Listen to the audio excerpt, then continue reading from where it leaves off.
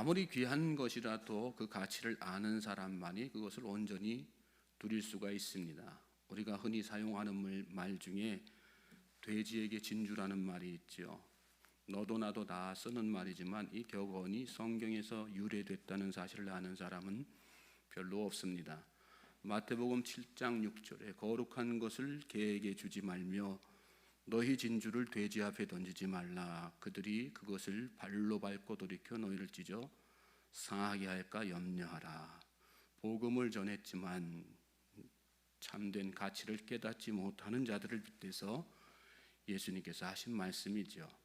세상 사람들은 하나님의 말씀을 사모하지 않습니다. 하나님의 말씀이 세상 그 어떤 것보다 가치 있다는 사실을 알지 못하기 때문이죠.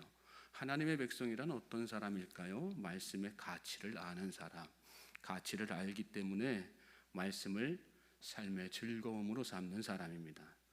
오늘 시인이 하나님의 율법에 대해서 이렇게 장황한 기록을 남긴 것도 바로 그 때문이지요. 말씀의 가치를 알았기 때문에 말씀대로 행하는 것이 복이다 이렇게 선언할 수가 있었고, 그 참된 가치를 혼자서만 알고 있을 수가 없어서 우선적으로 나라의 미래를 이끌어갈 청년들에게 도전한 것입니다. 참된 가치를 아는 사람은 그냥 있을 수 없습니다. 수가성 여인을 여러분 생각해 보십시오. 주변 시선이 신경 쓰여서 남들 없는 한낮에 우물가를 찾았다가 예수님을 만났습니다. 복음을 듣고 복음의 가치를 알게 되었습니다. 그 뒤로 그가 어떻게 행동합니까? 마을로 달려가죠. 동네방네 떠들고 다니면서 소문내고 다니지 않습니까? 내가 메시아를 만났다. 내가 말씀을 깨달았다.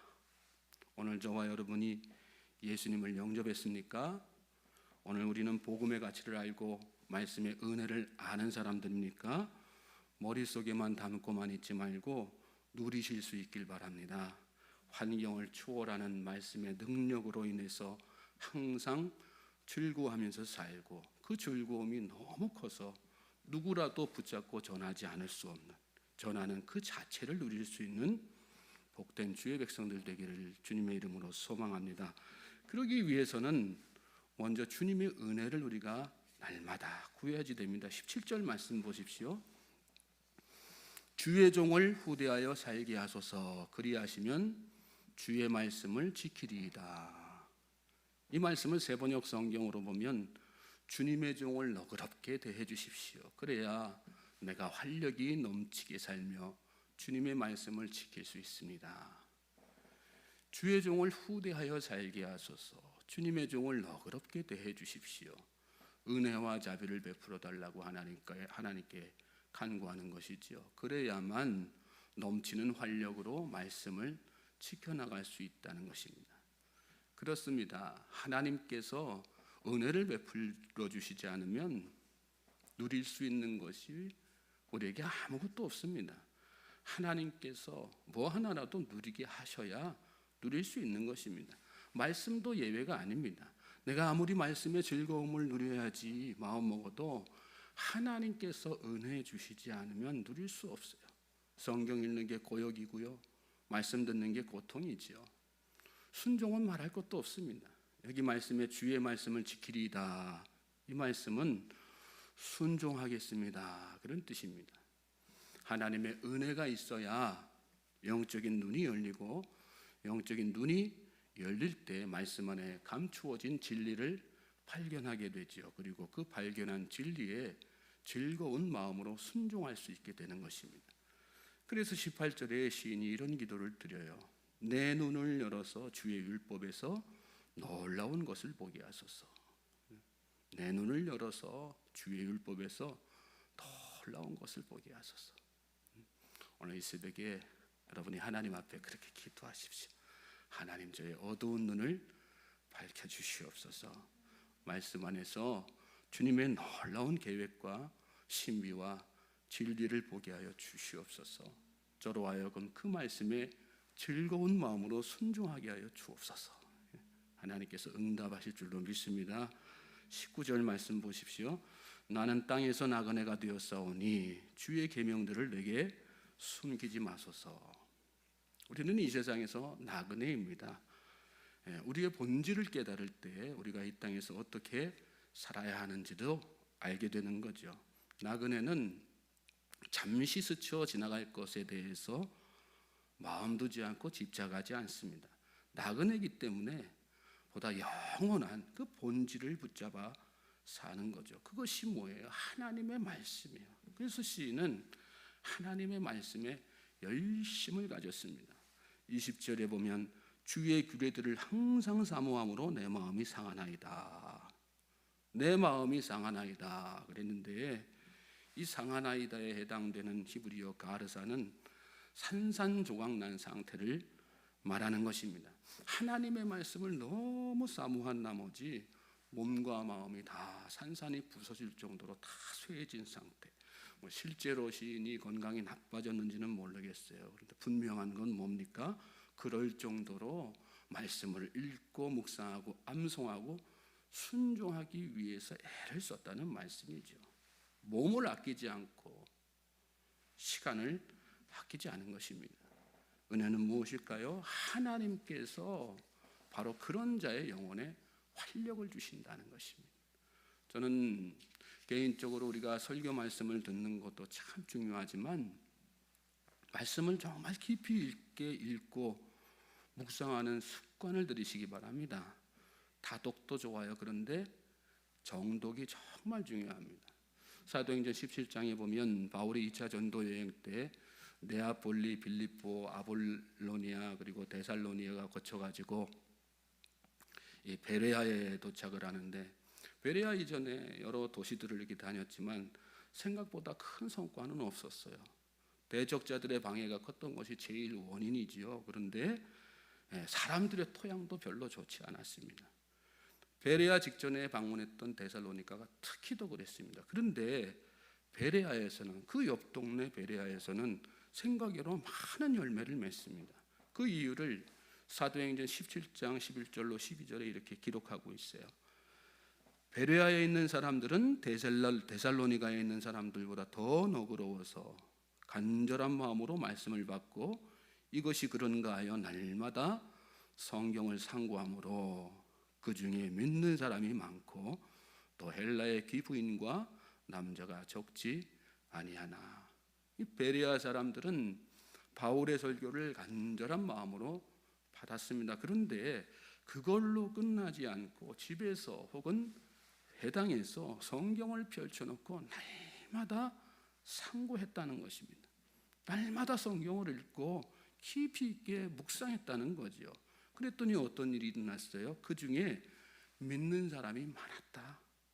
또 그 믿는 사람들 중에는 헬라의 귀부인과 남자들이 적지 않았다.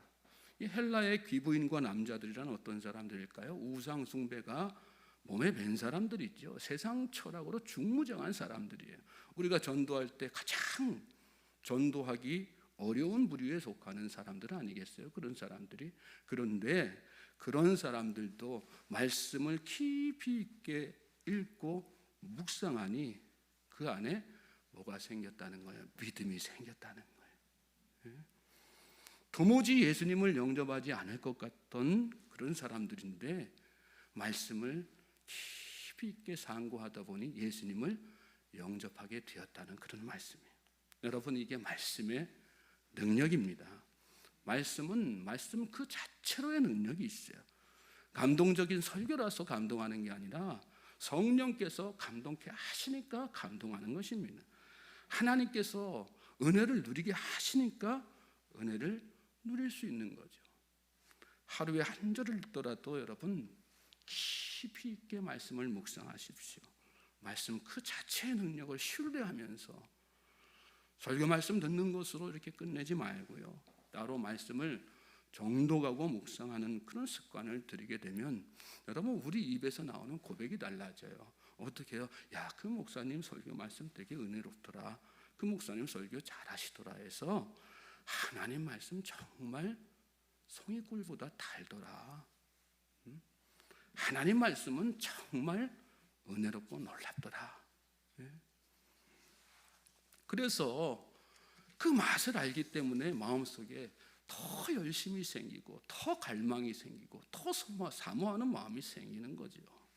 저는 저와 여러분이 그 은혜를 맛보게 될 수 있기를 주님의 이름으로 소망하고 축복합니다. 저도 이렇게 말씀을 새벽마다 또 주일날 또 요새는 수요일도 다시 또 이렇게 회복하면서 수요일날도 이렇게 말씀 준비하고 그러는데, 준비하고 성경 읽고 묵상하는 일이 어떻게 보면 참 시간도 많이 들고 힘들기도 하고 피곤하기도 해요. 그런데 바로 이 맛에 말씀을 읽고 묵상하다가 깨닫게 되는, 지금의 제 상황에 맞게 말씀을 통해 주시는 그 하나님의 은혜로 인해서 피곤이 가시고 활력이 넘치게 되는 거예요. 그리고 다시 또 하나님의 말씀을 새롭게 기도하면서 준비하는 것입니다. 안타깝게도 세상 사람들은 그런 놀라운 은혜를 깨닫지 못하죠. 세상 사람들만 그래요. 예수 믿는 사람들 중에 또 그걸 모르고 지내는 사람들 너무나도 많습니다. 너무 안타까운 일이죠. 잠시 있다 사라질 것이 세상 것들인데 거기에다 마음을 다 빼앗기고 살기 때문입니다. 영원한 것은 오직 하나님의 말씀뿐인데 그걸 깨닫지 못하고 교만하게 살기 때문입니다. 세상에서는 그런 사람들을 지혜롭다고 말할지 몰라요. 왜 쓸데없이 거기다가 시간 낭비하고, 그럴 시간 있으면 생산적인 일을 해야지 돈이 어디서 거저 나와? 예전에 제가 어떤 분을 전도하는데요, 그분이 그러시더군요. 교회는 또 종교는 비생산적이라서 싫다는 거예요. 유물론적 사고관에 사로잡혀 있는 그런 사람이겠죠. 그런데 하나님은 도리어 그런 사람을 어리석은 인생이라고 꾸짖으십니다. 그 사람은 생산도 하나님께서 하게 하시는 것이라는 사실을 깨닫지 못한 것입니다. 요즘 우리 환경의 변화를 보십시오. 하나님이 허락하지 않으시니까 배추 한 포기, 오징어 한 마리도 제대로 수확하지 못하는 거 아니겠어요? 기후 변화를 말하지만요, 여러분, 기후를 주장하시는 분이 하나님이십니다. 믿습니까? 22절부터 24절 말씀 보세요. 내가 주의 교훈들을 지켜 싸우니 비방과 멸시를 내게서 떠나게 하소서. 구관들도 앉아서 나를 비방하여 싸우나 주의 종은 주의 율례들을 작은 소리로 읊주렸나이다. 주의 증거들은 나의 즐거움이요 나의 충고자니이다. 지금 비웃는 자들이 비웃음거리가 되는 때가 반드시 옵니다. 하늘에 계신 이가 웃으시며 주께서 그들을 비웃으시리로다. 하나님께서 그렇게 말씀하십니다. 하나님께서 그런 사람들을 다 바라보시면서 지금 웃고 계세요. 좋아서 웃으시는 게 아니에요. 비웃으시는 거. 아이고. 저는 저와 여러분이 하나님의 행복한 웃음의 주인공이 되시길 바랍니다. 우리가 비웃음의 주인공이 되서는 안 되는 거예요. 주의 종들은 어떤 사람들이에요? 바로 그날을 바라보는 사람들입니다. 그래서 세상이 아무리 비방하고 조롱해도 오늘 나는 주의 말씀을 즐거움 삼고 그 말씀으로 충고를 받기 위해서 사모하는 마음으로 열정을 가지고 읽고 묵상하고 암송하고 순종하며 나아가는 사람, 그 사람이 진짜 주의 종들이고 주의 백성들이죠. 오늘 저와 여러분이 바로 그 은혜를 누리실 수 있게 되기를 다시 한번 주님의 이름으로 소망하고 축복합니다.